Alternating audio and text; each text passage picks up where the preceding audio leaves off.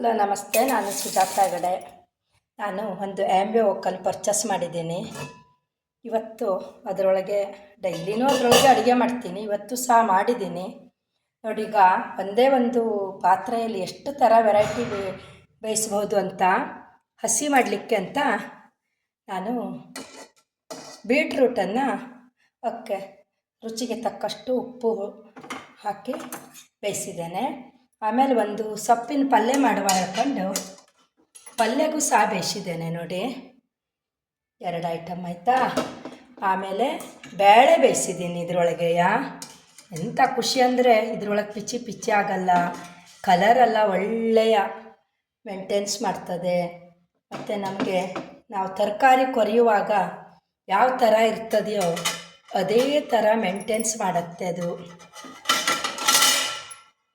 ಒಳಗಡೆ ಒಂದು ಕಾಲಿರುತ್ತೆ, ಮಧ್ಯದಲ್ಲಿ ಬೇರೆ ಬೇರೆ ಇರಲಿಕ್ಕೆ ಈ ಥರ ಇರ್ತದೆ ಅದು. ಆಮೇಲೆ ಸಂಬಾರ ಮಾಡಲಿಕ್ಕೆ ಅಂತ ಹೋಳೆಲ್ಲ ವೆರೈಟಿ ಹೋಳೆಲ್ಲ ಬೇಯಿಸಿದ್ದೀನಿ.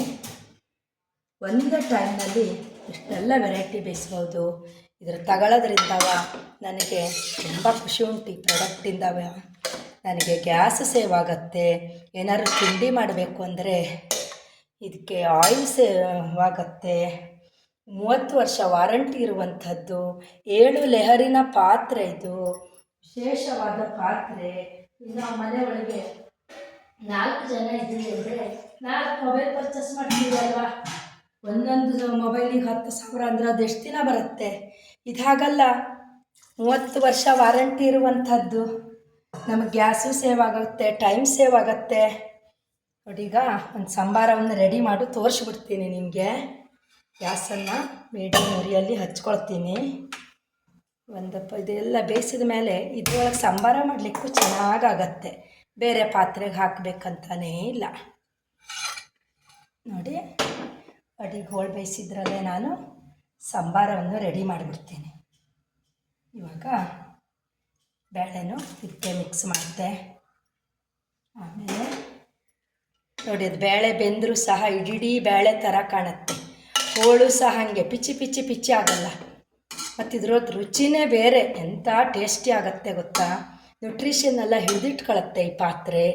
ಆಮೇಲೆ ನಮಗೆ ಇದರಲ್ಲಿ ಊಟ ಮಾಡೋದರಿಂದ ಎಷ್ಟು ಜನರಿಗೆ, ಉದಾಹರಣೆಗೆ ಹೇಳಬೇಕು ಅಂದರೆ ನಮ್ಮನೆಯವ್ರಿಗೆ ತುಂಬ ಎಸಿಡಿಟಿ ಇತ್ತು. ನಾನು ಈ ಪಾತ್ರೆ ಪರ್ಚೇಸ್ ಮಾಡಿದ್ಮೇಲೆ ಅವರಿಗೆ ಎಸಿಡಿಟಿನೇ ಇಲ್ಲ. ವೇಟ್ ಸಹ ನಮ್ಮದು ಮ್ಯಾನೇಜ್ಮೆಂಟ್ನಲ್ಲಿದೆ. ಹಾಗಾಗಿ ತುಂಬ ಒಳ್ಳೆಯ ಪ್ರಾಡಕ್ಟು. ಒಂದೇ ಟೈಮ್ ಇಷ್ಟೆಲ್ಲ ವೆರೈಟಿ ಬೇಯಿಸ್ಬೋದು. ನಾನೇನಾದರೂ ಇನ್ನೂ ಜಾಗ ಇತ್ತು ಮೇಲ್ಗಡೆಯ ಏನಾದರೂ ಸ್ವೀಟ್ ಮಾಡಬೇಕು, ಕಡುಬು ಮಾಡಬೇಕು ಅಂದರೆ ಮೇಲ್ಗಡೆ ಬಾಳೆ ಎಲೆ ಒಳಗೆ ಹಚ್ಚಿ 1 ಅಥವಾ 2 ಇಟ್ಟರೆ ಅದು ಸಹ ಬೇಯುತ್ತೆ ನೋಡಿ. ಸಂಬಾರ ರೆಡಿ ಆಯಿತು. ಒಂಚೂರು ಬೇವಿನ ಸೊಪ್ಪು ಹಾಕ್ತೀನಿ ಇವಾಗ. ಅದು ಬಾಯ್ಲ್ ಆದ ತಕ್ಷಣ ಬೇಗ ಆಗುತ್ತೆ. ಬೇವಿನ ಸೊಪ್ಪು ಆಲ್ರೆಡಿ ಹಾಕಿದ್ದೀನಿ ನಾನು.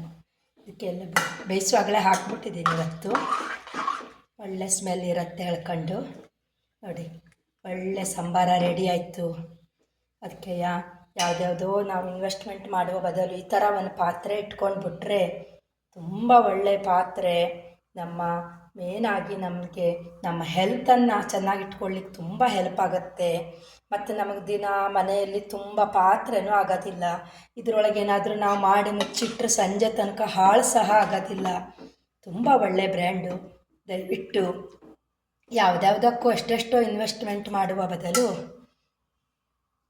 ಇದಕ್ಕೆ ನಾವು ದುಡ್ಡು ಹಾಕಿದರೆ ನಮ್ಮ ಮಕ್ಕಳ ಕಾಲಕ್ಕೆ ಸಹ ಬರ್ತದೆ. ಇದು ಚೂರು ಉಪ್ಪು ಕಡಿಮೆ ಅನಿಸ್ತು, ಸ್ವಲ್ಪ ಉಪ್ಪು ಹಾಕ್ತಾಯಿದ್ದೇನೆ. ಬಾಯ್ಲ್ ಆದ್ಕೊಳ್ಳೆ 1 ನಿಮಿಷಕ್ಕೆ ಬಂದ್ ಮಾಡಿಬಿಡ್ತೀನಿ. ಬಾಯ್ಲ್ ಆಗ್ತಾಯಿದೆ ಇವಾಗ. ಮೀಡಿಯಮ್ ಉರಿ ಗ್ಯಾಸು. ಆ್ಯಕ್ಚುಲಿ ನನಗೆ 2 ತಿಂಗಳ ಬರೋ ಗ್ಯಾಸಿಗೆ 2.5-2.25 ತಿಂಗಳ ಬರ್ತದೆ. ಒಂದೇ ಪಾತ್ರೆಯಲ್ಲಿ ಇಷ್ಟೆಲ್ಲ ಐಟಮು ವೆರೈಟಿ ಬೇಯಿಸೋದರಿಂದ. ಹಾಗಾಗಿ ತುಂಬ ಒಳ್ಳೆಯ ಪ್ರಾಡಕ್ಟು. ದಯವಿಟ್ಟು ಫಸ್ಟ್ ನೀವೆಲ್ಲರೂ ಇದ್ರ ತೊಗೊಳ್ಳಿಕ್ಕೆ ರೆಡಿಯಾಗಿ. ಯಾವುದ್ಯಾವುದಕ್ಕೋ ಎಂತೆಂಥಕ್ಕೋ ದುಡ್ಡು ಹಾಕೋದಾ. ಇದು ಒಂದು ಪಾತ್ರೆ ಮನೇಲಿದ್ದರೆ ಮನೆ ಮಂದಿಯ ಆರೋಗ್ಯವೆಲ್ಲ ಸೇವ್ ಆಗುತ್ತೆ ಅಂತ ಹೇಳ್ತಾ ಥ್ಯಾಂಕ್ ಯು.